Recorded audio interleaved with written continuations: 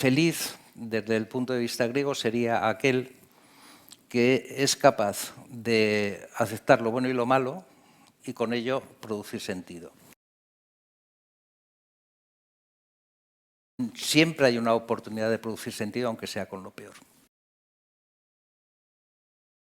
Este es un libro que es el producto de, bueno, el producto, no sé si es el producto, pero es desde luego, está inscrito en 45 años de enseñanza.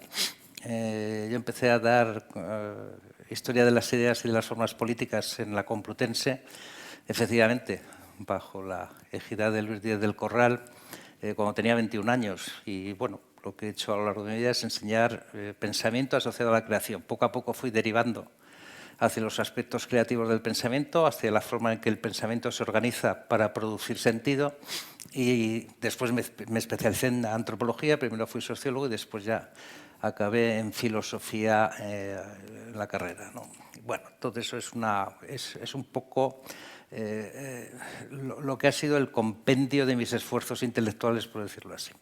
El hecho es que cuando me jubilé, cuando pensaba que me iba a jubilar, mejor dicho, porque es difícil jubilarse, cuando todavía se está escribiendo, cuando todavía hay muchos alumnos y muchos doctorandos por ahí haciendo cosas, cuando hay muchos grupos de investigación en los que uno ha intervenido o que le buscan modestamente a uno. Cuando me jubilé, tomé la decisión de recopilar de alguna manera las enseñanzas fundamentales de los clásicos para la vida cotidiana. En este aspecto, la COVID-19 lo que me enseñó es que tiene que haber una vía de comunicación entre lo que son los orígenes y las fuentes de nuestra civilización y de nuestra sentimentalidad con nuestra conducta y con los acontecimientos a los que tenemos que enfrentarnos hoy en día. Bueno, esto vino además, por decirlo así, adornado de algunas circunstancias personales en las cuales vi desconcierto, mucha desorientación, y una cosa que sucedía a los seres humanos que me rodeaban en aquel momento, que es la capacidad de hacerse daño sin sentirlo. Es decir, el problema del daño, no del dolor, que el dolor es algo de la vida, sino de lo que nosotros hacemos con el dolor, que eso es a lo que llamamos daño, se volvían insensibles ante él. Como decía Calvino, ¿no?, en aquella famosa frase, hay un infierno que formamos al estar todos juntos, y hay dos formas de enfrentarse a él. Una es formar parte de él y por tanto no verlo, y otra es descubrir lo que está bien y dejarle sitio y ampliar su espacio, ¿no? Bueno, este daño que las personas se hacen y ante el que se vuelven insensibles me afectó bastante, porque tenía que ver con personas de mi entorno y porque cada vez me parecía que era la columna vertebral de la forma en que se dolía la sociedad en la que yo estaba viviendo. O sea, no solamente me parecía que tenía que ver con los más allegados, sino que también me parecía que había un hilo negro que recorría la sociedad en ese aspecto. Y entonces me puse a escribir sin mucho interés este libro, más con un afán testimonial o de legado para mis hijas. Tengo dos hijas pequeñas, pequeñas, adolescentes, y pensaba que era probable que nunca llegaran a escucharme, que nunca llegaran a saber lo que estaba haciendo su padre, lo que había estado haciendo durante todos estos años en los que he dado clase. Bueno, con esa perspectiva empecé a escribir el libro para dejarle a ellas unos papeles. A medida que iba avanzando me daba cuenta de que eso tenía un destino, que era no solamente mis hijas, sino que todo aquel que pudiera aprovecharse de una forma de pensar y un estilo de vida y una concepción del mundo y del futuro y del tiempo diferente a la que nosotros manejábamos diariamente, ¿no? Y entonces, bueno, se quedó al principio un libro que, sinceramente, cuando acabé la primera redacción no sabía a quién se dirigía, porque no era para especialistas, no era tampoco para gente de la calle, claro, había muchas partes en griego y en hebreo. no era para nadie. En el fondo, pues era para ver si alguien se daba cuenta de que algo estaba mal en la forma en que nosotros habíamos confeccionado nuestras vidas y el sentido de la que las habíamos rodeado. Entonces, bueno, bajo la idea de que nosotros estamos aquí para intentar producir sentido con el dolor, básicamente, me lancé a una corrección del libro tratando de organizarlo por partes y viendo qué aspectos de la vida cotidiana y qué aspectos de la vida emocional de las personas tenían que ser tocados y tenían que ser ordenados sobre la base de un auténtico aprovechamiento del texto y de esas enseñanzas. La cuestión de la felicidad es que la felicidad, la palabra felicidad nuestra viene del felix latino, que es fértil, en realidad, es aquello que produce algo. Pero la idea de felicidad que tienen los griegos es eudaimonía. Como se sabe, la palabra daimon en griego solamente significa divino, aunque después evolucionó y se deterioró hasta llegar a ser demonio. En realidad significa la parte divina que hay en todos nosotros, ¿no? En la medida en que esa parte divina está bien conservada, bien considerada, hablamos con ella, nos tratamos con ella, pues nuestra vida mejora. Quiere esto decir que en realidad la felicidad no consiste en que todo te vaya bien, no consiste en estar contento, sino que consiste sobre todo en poder hablar con tu propia naturaleza. Y tu propia naturaleza tiene, digamos, dos ámbitos importantes. Uno es la vida mortal y otro es la vida inmortal, por decirlo así. Otro es lo invisible, ¿no? La vida inmortal no en el sentido de resurrección y demás, y de existencia de un paraíso, de una especie de vida ultraterrena, sino en el sentido simplemente de que hay muchas cosas que no conocemos, muchas cosas que no sabemos cómo se han originado, entre otras la propia vida, y la vida, digamos, mortal en el sentido de que somos mortales y en tanto que mortales estamos obligados a no solo a aceptar nuestra mortalidad, sino, como decía antes, a producir alguna especie de sentido con ello. Es decir, si no fuéramos mortales seríamos otra cosa. Esa otra cosa que seríamos no sabemos cuál es. Lo que sí sabemos es que la nuestra es exactamente esta, es nuestra mortalidad. Y dentro de la mortalidad va la pérdida, va el duelo, va el dolor y va todo lo que ya sabemos que compone la vida, ¿no? Es decir, feliz desde el punto de vista griego sería aquel que es capaz de aceptar lo bueno y lo malo y con ello producir sentido. Es decir, siempre hay una oportunidad de producir sentido, aunque sea con lo peor. El hecho es que, desde el punto de vista casi físico, uno sabe que le han sustraído los textos porque, por ejemplo, la Biblia estuvo en el índex de la Inquisición hasta el siglo XVII, para que se vea que, en fin, que la voluntad era la de sustraer, efectivamente, hasta el material físico, ¿no? Bueno, y después, cuando uno entra pues, en la Facultad de Filosofía, por ejemplo, ahora no sé qué harán, porque ahora no sé ni siquiera si hay filosofía, desde luego uno estaba leyendo muchas interpretaciones, pero muchísimo antes de llegar a los textos. Es decir, a pesar de que sabíamos griego, de que estábamos en condiciones, y hebreo, estábamos en condiciones de poder tratar directamente con esos textos, o por lo menos de pelearnos con ellos un poco, bueno, los programas oficiales de estudio desplazaban ese contacto directo a unos presuntos maestros y profesores que más o menos después nos examinaban acerca, curiosamente, de lo que ellos habían dicho, no acerca de lo que decían los textos, ¿no? Entonces es una sustracción muy evidente, a poco que uno se fije, que tiene, digamos, vocación neotestamentaria, es decir, es lo mismo que hace el Evangelio respecto al Antiguo Testamento, y que se constituye, digamos, en uno de los factores más evidentes, ¿no?, de la construcción de la cultura occidental, que sigue diciendo que sus fuentes originarias están en griegos y hebreos, y que, sin embargo, lo vulnera continuamente, tanto en sus actitudes como en su lectura en el sentido estructuralista.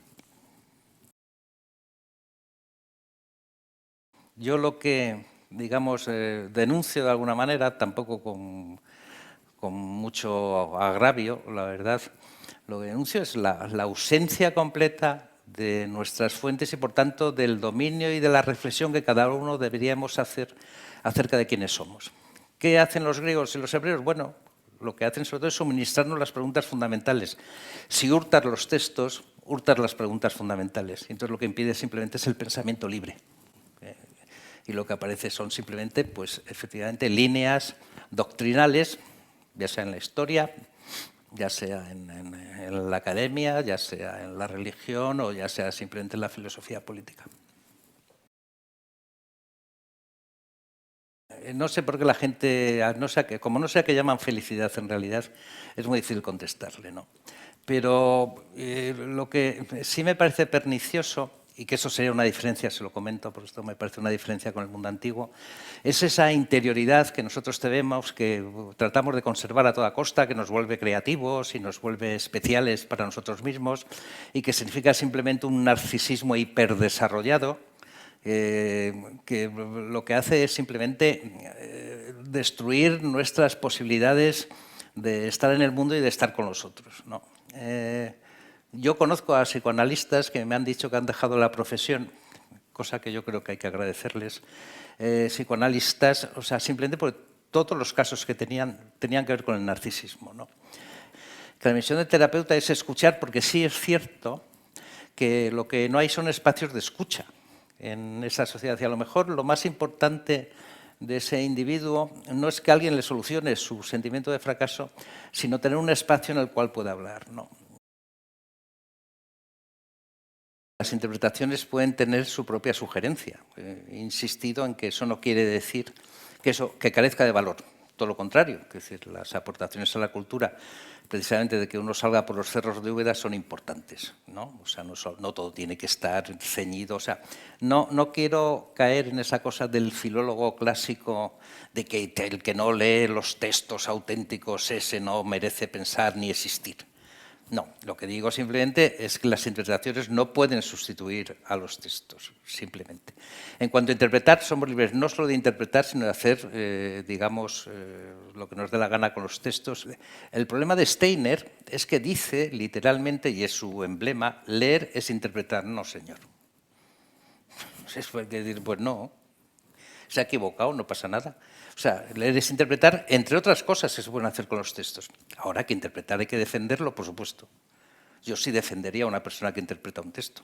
Ahora, en exclusiva, y quitarle voz, digamos, a los textos. Y esto no quiere decir ni siquiera que para interpretar uno tenga que leerse el texto, ni que para crear uno debe crear con el pensamiento, eso es lo que tiene que hacer.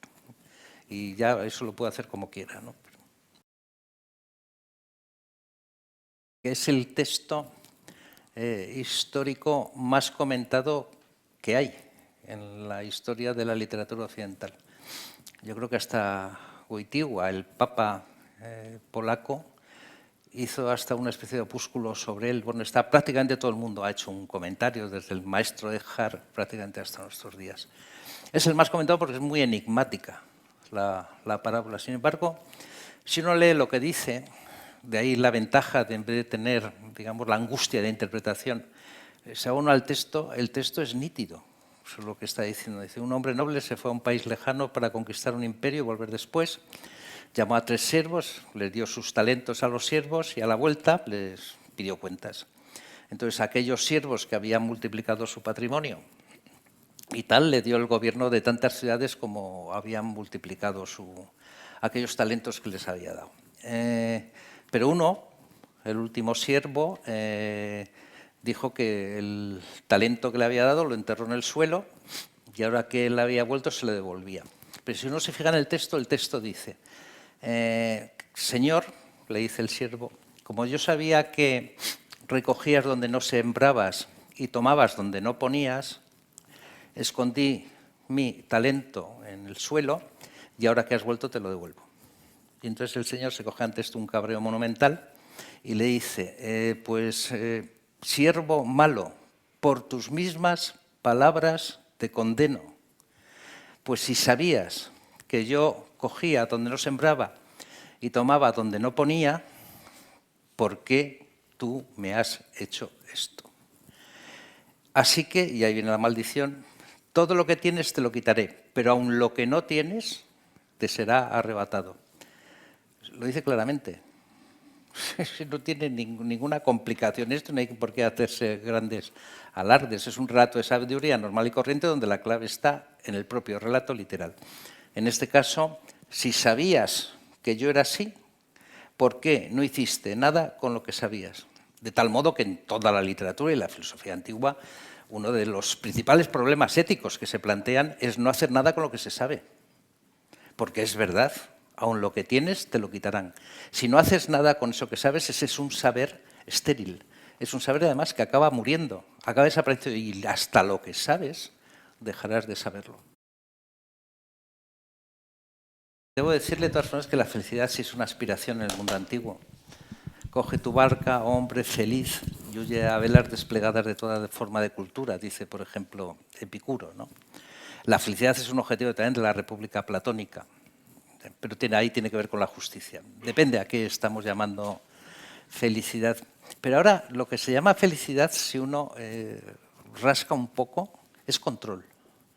Es decir, si uno va al final a buscar qué es lo que hay detrás de eso, no hay placer por algo, por el conocimiento, por una cosa. No hay cosas que gusten en sí mismas, que es aquello que decía Aristóteles, de que si la felicidad se puede hacer de alguna manera, que también habló mucho de la felicidad, es porque uno está haciendo cosas que se bastan a sí mismas, es decir, que son las únicas que valdrían para eso, sino que ahora, por el contrario, parece que nada se basta a sí mismo, que todo el mundo está, digamos, como in progress, ¿no? Está en camino hacia otra cosa distinta, y lo que se quiere es control. Es decir, la ideología, yo creo que dominante, es control del medio ambiente, por una parte, control de los recursos y control de la vida personal. Una persona desdichada, si uno la observa de cerca, es una persona que piensa que ha perdido el control de su vida, y esto se dice literalmente.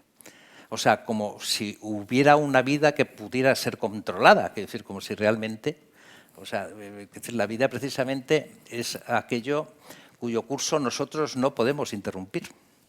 Y mueren los hijos, ¿sabes? O sea, pasan muchas cosas. O sea, que esta idea de control de la vida, que procede de una ideología pragmática estadounidense, que ya anglosajona en general, que ya se ha extendido por el mundo, yo creo que hay tanta desdicha porque la gente tiene la impresión de que podría controlar su vida y no lo hace. O sea, porque viven en una fantasía absolutamente envenenada, que es la de que podemos controlar algo. Bueno, veo muy difícil que si uno está tranquilo y los que le rodean no lo están, uno puede estar tranquilo. Yo creo que hay una equivalencia platónica entre justicia y felicidad, en el sentido de que para que haya justicia para uno, tiene que haber justicia para todos. No puede haber justicia con uno si el sistema entero no es justo. Es decir, no puede haber alegría ni felicidad si no es compartida, si no la comparte todo el sistema. No imagino que haya un sistema al que hayamos justo, donde solamente haya justicia para una persona, como en la China de Mao, ¿no? Que había justicia para él, no para el resto. Entonces yo creo que es como dije antes, la felicidad tiene que ver con la forma en que uno está con los otros, y tiene que ver con que realmente sea posible en el medio en el que vives, ¿no? Un medio, digamos, injusto por definición, produce miedo.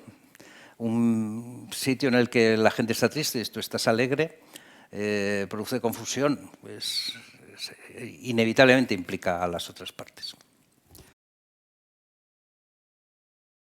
En Grecia es fundamental, lógicamente, entre el grupo de los ciudadanos, porque hay gente que no es ciudadana, entre el grupo de los ciudadanos solamente se define la democracia por la justicia social.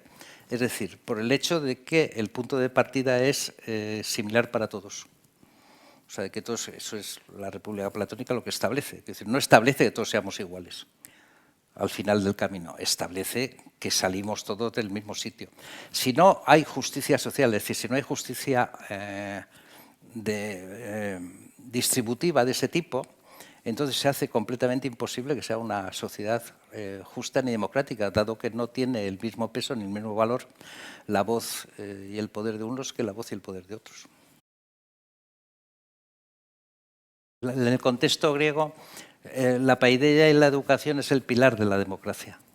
Entonces, efectivamente, o sea, si quitas la paideia, si quitas la educación cívica e intelectual, digamos, de los ciudadanos, lo que te queda, digamos, es un continente sin contenido. O sea, ¿sobre qué van a juzgar? ¿Sobre qué van a votar? ¿Con qué criterio? O sea, ¿cuáles son los conocimientos que les llevan o que les permiten poder elegir lo que es bueno para ellos? Y esto lleva al último problema, al problema más remoto de toda la filosofía griega en general, que ¿qué es el bien? ¿Qué es el bien para cada uno de nosotros? ¿Qué es el bien para todos? ¿Cómo se puede obtener? Este es el trabajo de la educación. El trabajo de la educación debería ser estrictamente descubrir qué es lo bueno para uno. Así como el mal todos sabemos lo que es, más o menos, pero yo creo que todos estaríamos de acuerdo en que el mal es que no te hagan que no hacer lo que no te gustaría que te hicieran a ti. El bien es más complicado. El bien necesita esfuerzo, el placer necesita entrenamiento. No llega uno a tocar el piano, digamos, por infusión divina, ¿no? Uno llega a tocar el piano después de mucho esfuerzo y ahí obtiene su placer, ahí obtiene, digamos, la bondad de esas cosas que está haciendo. El bien necesita ser trabajado. La educación se dedica a que cada uno vea lo que es bueno para él. Cuando muchísimos emigrantes en Estados Unidos han votado a Trump, es evidente que no sabían cuál era el bien para ellos, sino que han interpretado el bien, digamos, sobre la base de otros principios que no eran precisamente los que tenían que ver con el bien propio, ¿no? Con el bien verdadero.